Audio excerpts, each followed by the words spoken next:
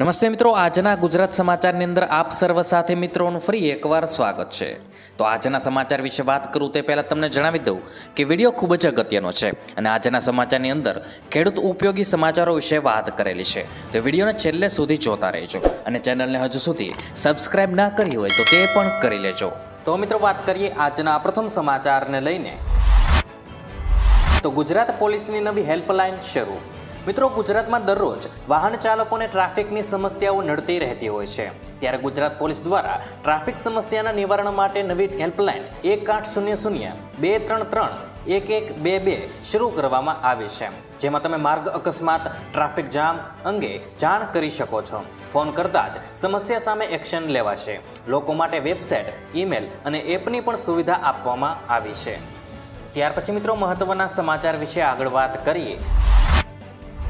રેલવેમાં પરીક્ષા વિના જ મળશે નોકરી। મિત્રો, રેલવેમાં નોકરી મેળવવા માંગતા ઉમેદવારો માટે સારા સમાચાર છે। રેલવે ભરતીની તૈયારી કરી રહેલા ઉમેદવારો માટે એક સોનેરી તક છે। ભારતીય રેલવેએ એપ્રેન્ટિસની જગ્યાઓ પર ભરતી માટે જાહેરનામું બહાર પાડ્યું છે। રસ ધરાવતા ઉમેદવારો 24 સપ્ટેમ્બરથી 23 ઓક્ટોબર સુધી ઓફિશિયલ વેબસાઇટ અહીં આપેલી છે, તેના પર ઓનલાઈન અરજી કરી શકે છે। મિત્રો, રેલવેમાં કુલ 3115 એપ્રેન્ટિસની જગ્યાઓ માટે ભરતી બહાર પડી છે। મિત્રો, અહીં વેબસાઇટ આપેલી છે, તેના પર જઈને તમે ફોર્મ ભરી શકો છો। ત્યાર પછી મિત્રો મહત્વના સમાચાર વિશે આગળ વાત કરીએ। તો મોદી સરકારની મોટી જાહેરાત। મિત્રો, હવે ભારતમાં 70 વર્ષથી વધુ ઉંમરના દરેક વૃદ્ધોને આયુષ્યમાન ભારત હેઠળ આવરી લેવામાં આવશે। આ માહિતી કેન્દ્રીય મંત્રી અશ્વિની વૈષ્ણવે બુધવારે જણાવી હતી। તેમણે મોડી સાંજે કેબિનેટ બ્રીફિંગ દરમિયાન એમ પણ કહ્યું છે કે 5 લાખ રૂપિયા સુધીની મફત સારવાર પણ આપવામાં આવશે, જ્યારે તેનાથી 6 કરોડ વરિષ્ઠ નાગરિકોને અને 4.5 કરોડ પરિવારોને ફાયદો થવાનો છે। પરિવારના વડીલો માટે 5 લાખ રૂપિયાનું વધારાનું કવરેજ મળશે। ત્યાર પછી મિત્રો મહત્વના સમાચાર વિશે આગળ વાત કરીએ। તો વડોદરાને લઈને સીએમની મોટી સહાય જાહેર। મિત્રો, વડોદરામાં આવેલા પૂરને લઈ સીએમ ભૂપેન્દ્ર પટેલે મુખ્યમંત્રી રાહત નિધિમાંથી આર્થિક અને પુનઃવસન સહાય આપવાનો નિર્ણય લીધો છે। તે મુજબ લારી કે રેકડી ધારકોને 5000ની રોકડ સહાય મળશે।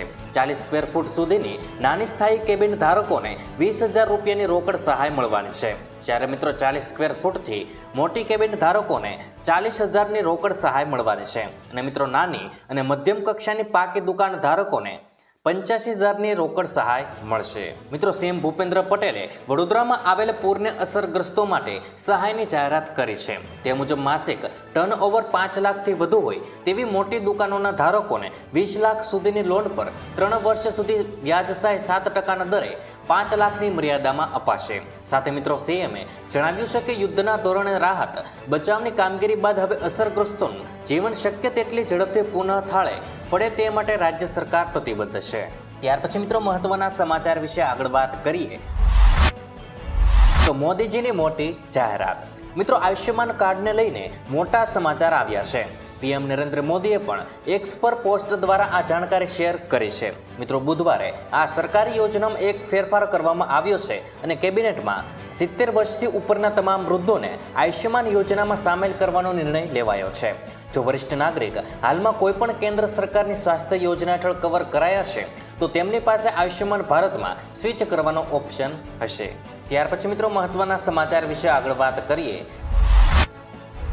તો ખેલૈયાઓ માટે આધાર કાર્ડ ફરજિયાત। મિત્રો, રાજકોટમાં પણ મોટા પાયે ગરબા રમવાનું આયોજન કરવામાં આવતું હોય છે, ત્યારે રાજકોટમાં નવરાત્રિના દિવસોમાં કોઈ ઘટના ન ઘટે તેને લઈને ખેલૈયાઓને આધાર કાર્ડને ફરજિયાત બનાવવામાં આવ્યું છે તથા કોઈ ગંભીર ઘટના ન બને તેનું પૂરતું ધ્યાન રાખવામાં આવી રહ્યું છે। શહેરના યુડી ક્લબ દ્વારા ગરબામાં ભાગ લેનાર તમામ ખેલૈયાઓના આધાર કાર્ડને ફરજિયાત કરવામાં આવ્યું છે। ત્યાર પછી મિત્રો મહત્વના સમાચાર વિશે આગળ વાત કરીએ। તો સિસ્ટમ વધુ મજબૂત બની। મિત્રો, હવે બંગાળની ખાડીની જે સિસ્ટમ ડીપ ડિપ્રેશન બનીને આગળ વધી રહી હતી તે મધ્યપ્રદેશ તરફ પહોંચી ગઈ છે। આ સિસ્ટમ પહેલાં નબળી પડી ગઈ હતી અને જે બાદ ફરીથી તે હવે મજબૂત બની ગઈ છે અને તેના કારણે ઘણા વિસ્તારોમાં ફરીથી વરસાદ શરૂ થશે। મિત્રો, હવામાન વિભાગનું કહેવું છે કે સિસ્ટમ ફરીથી મજબૂત બની જતાં ઘણા વિસ્તારોમાં ભારે વરસાદની શક્યતા છે અને ગુજરાતના પાડોશી રાજ્યોમાં પણ તેની અસર દેખાય તેવી સંભાવનાઓ છે। ત્યાર પછી મિત્રો મહત્વના સમાચાર વિશે આગળ વાત કરીએ। તો આ યોજનામાં ખેડૂતોના પૈસા ડબલ। મિત્રો, સરકારે તમામ ખેડૂતો માટે પીએમ કિસાન વિકાસ પત્ર યોજના શરૂ કરી છે. ખેડૂતોએ આ યોજનામાં રોકાણ કરવાનું હોય છે અને આમાં ખેડૂતોને પાત્ર ખાતરીપૂર્વકનું વળતર મળશે અને મિત્રો બમણા પૈસા પણ મળવાના છે. આ યોજના હેઠળ ખેડૂતોને રોકાણ પર 7.5% વ્યાજ મળશે. આવી સ્થિતિમાં ખેડૂતોના પૈસા જે 120 મહિનામાં ડબલ થઈ જતા હતા, હવે 15 મહિનામાં ડબલ થઈ જશે. એટલે કે મિત્રો 115 મહિનામાં ડબલ થવાના છે. આ યોજનામાં લઘુત્તમ 1000 રૂપિયાનું રોકાણ કરવું પડશે અને મિત્રો પોસ્ટ ઓફિસમાં જઈને તમે ફોર્મ ભરી શકો છો. ત્યાર પછી મિત્રો મહત્વના સમાચાર વિશે આગળ વાત કરીએ તો પાક ધિરાણ લોન માફ. મિત્રો, ગુજરાતના દરેક ખેડૂતો માટે પાક ધિરાણ લોનને લઈને મહત્વના સમાચાર આવ્યા છે. ખેડૂતોએ લીધેલી લોનની નવાજોની કરવા ખેડૂતો પાસેથી કેશ પેમેન્ટ માંગવાની બદલે ડાયરેક્ટ બેંકમાંથી ઓટો રિવ્યૂ કરવામાં આવે તેવી માંગ ખેડૂતો દ્વારા કરવામાં આવી છે. ખેડૂતોને બેંકના લોનના પૈસા ભરવા માટે બહારથી વ્યાજવા પૈસા લાવીને વ્યાજના પૈસા ખેડૂતો ભરતા હોય છે. જેથી ખેડૂતોને ઓટો રિન્યુ સુવિધા આપીને ખેડૂતોને થોડી રાહત આપવામાં આવે તેવી માંગ ખેડૂતો કરી રહ્યા છે. જોકે મિત્રો વારંવાર પાક ધિરાણ લોન અને દેવા માફીને લઈ સમાચારો આવતા હોય છે, તો પણ ખેડૂતોના દેવા અને પાક ધિરાણમાં રાહત આપવામાં આવતી નથી. મિત્રો, અત્યારે મોંઘા બિયારણો, કમોસમી વરસાદ અને માવઠાના માર અથવા તો અતિવૃષ્ટિ સર્જાય છે, તેથી ખેડૂતોને મોટું નુકસાન થતું હોય છે. ત્યાર પછી મિત્રો મહત્વના સમાચાર વિશે આગળ વાત કરીએ તો પાક વીમા યોજના ફરી શરૂ. મિત્રો, પાક વીમા યોજના ગુજરાતમાં ફરીવાર શરૂ કરવાને લઈને મોટા સમાચાર આવ્યા છે. ગુજરાતમાં ફરીવાર પાક વીમા યોજના આગામી ખરીફ સિઝનથી શરૂ કરવામાં આવશે. આ વખતે પાક વીમા યોજનામાં ખેડૂતોને લાભ થાય અને વીમા કંપનીઓ ખેડૂતોને લૂંટી ન જાય તે માટે દરેક નિયમો અને શરતો ખેડૂતલક્ષી રાખવામાં આવી છે.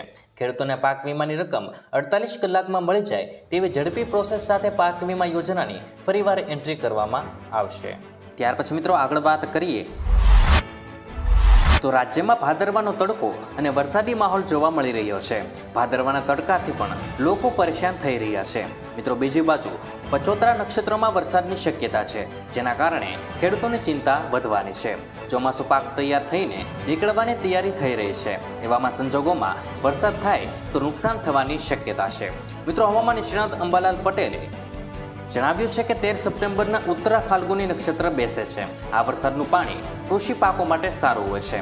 એટલે કહેવાય છે કે જો વર્ષે ઉતરા તો ધન્ય ન ખાય કૂતરા, એટલે કે મબલક પાક થાય. અને મિત્રો, તેમના જણાવ્યા અનુસાર 13 થી 18 સપ્ટેમ્બરે રાજ્યના ભિન્ન ભાગોમાં વરસાદ થઈ શકે છે. પૂર્વ અને ઉત્તર ગુજરાતમાં વધુ વરસાદ થઈ શકે છે. દક્ષિણ ગુજરાત અને સૌરાષ્ટ્રના ભાગોમાં વરસાદી ઝાપટા પડવાની શક્યતાઓ છે. મિત્રો, 10 ઓક્ટોબરના રોજ ચિત્રા નક્ષત્ર બેસશે, જેમાં વરસાદની શક્યતા રહેશે અને 10 થી 13 ઓક્ટોબર આસપાસ બંગાળના ઉપસાગરમાં ચક્રાવત બનવાની શક્યતા છે, જેના ભેજ ગુજરાત તરફ આવશે અને વાદળછાયું વાતાવરણ રહેવાનું છે. 16 થી 18 ઓક્ટોબરના રોજ ભારે પવન ફૂંકાશે અને 22 ઓક્ટોબરે વાતાવરણ બદલવાનું છે. શરદ પૂર્ણિમા ચંદ્ર કાળા વાદળોમાં ઢંકાયેલા રહેતા દરિયામાં હલચલ થાય છે અને પછોતરો વરસાદ થયેલા પાકને નુકસાન બગાડે છે અને પાછોતરો વરસાદ તૈયાર થયેલા પાકને બગાડશે, કારણ કે વરસાદ થાય તો પાથરા પલળે અને જીવાત પડતી હોય છે. તો મિત્રો, આજના દરેક સમાચાર અહીં કામના પૂર્ણ થાય છે. આપને કહેવા લાગ્યા એ કોમેન્ટ બોક્સમાં જણાવી દેજો અને વિડીયો કામનો લાગ્યો હોય, સમાચાર ઉપયોગી લાગ્યા હોય તો મિત્રો આ વિડીયોને એક લાઇક કરી દેજો, જેથી કરીને અમને પ્રોત્સાહન મળતું રહે અને દરરોજના ખેડૂતને લગતા, હવામાનને લગતા અને ગુજરાતમાં પળે પળના સમાચાર મેળવવા માટે ગુજરાતની આ ચેનલ તાતની વાતને સબસ્ક્રાઇબ કરી લેજો, જેથી કરીને ગુજરાતની દરેક અપડેટ્સ તમને મળતી રહે. તો મિત્રો, હું મળીશ તમને આવતીકાલે નવા સમાચારો સાથે અને નવી માહિતી સાથે. ત્યાં સુધી મિત્રો મને રજા આપશો. ધન્યવાદ.